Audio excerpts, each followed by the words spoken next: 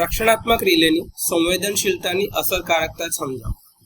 તો પહેલા તો સંવેદનશીલતાની અસરકારકતા એટલે કે સેન્સિટિવિટીની ઇફેક્ટિવનેસ સમજતા પહેલા સેન્સિટિવિટી શું છે એ સમજવું જરૂરી છે. તો રિલેની સંવેદનશીલતા સેન્સિટિવિટી એટલે કે એનો અર્થ એવો થાય કે રિલે એની ન્યૂનતમ તીવ્રતાના સિગ્નલથી કાર્ય કરવાની ક્ષમતા, એટલે કે ઓછામાં ઓછા મેગ્નિટ્યુડનું સિગ્નલ એને મળે તો રિલે ઓપરેટ થઈ શકે.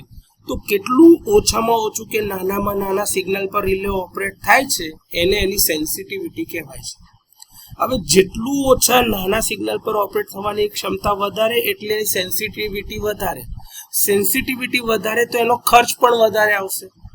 તો રક્ષણાત્મક રિલેની સંવેદનશીલતાનો અર્થ એવું થાય છે કે તે એના રક્ષણ ઝોન એટલે કે ઝોન ઓફ પ્રોટેક્શનમાં સૌથી નાનામાં નાના ફોલ્ટ કરંટને અથવા તો કોઈ પણ ક્વોન્ટિટી, કરંટ એટલું નહીં, વોલ્ટેજ પણ હોઈ શકે, ફ્રીક્વન્સી ડેવિએશન હોઈ શકે છે, ફ્લક્સ હોઈ શકે છે, આ બધાને શોધવા અને એને એ ટાઈમે ઓપરેટ કરવાની ક્ષમતા જે છે એટલે કે ચલાવવાની ક્ષમતા જે છે એને એટલે કે ન્યૂનતમ કિંમતના વોલ્ટેજ અથવા તો કરંટ જે નક્કી કરતા હોય કે આ એબનોર્મલ કન્ડિશન છે, નોર્મલ નથી એટલે કે આ ફોલ્ટી કન્ડિશન છે જેના ઉપર રિલે યોગ્ય રીતે ઓપરેટ થવું જોઈએ, તો એને એની સંવેદનશીલતા કહેવામાં આવે છે.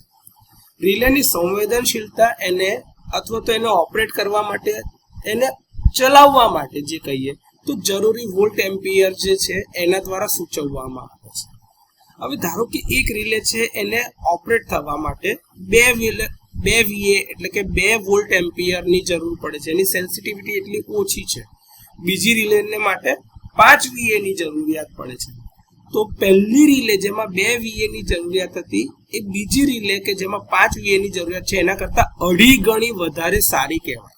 તો એની સેન્સિટિવિટી એટલી ઊંચી કહેવાય. તો બીજી રિલે કરતાં પહેલી રિલેનો ખર્ચ પણ વધારે હશે, પરંતુ એ ફોલ્ટ અથવા તો એબનોર્માલિટીને જલ્દીથી સેન્સ કરીને એના અકોર્ડિંગલી રિએક્શન આપે છે અથવા તો રિઝલ્ટ આપે છે અને આપણી સિસ્ટમને બચાવવાનું કામ કરે છે. તો એના માટે એટલો ખર્ચ કરવો વ્યાજબી છે.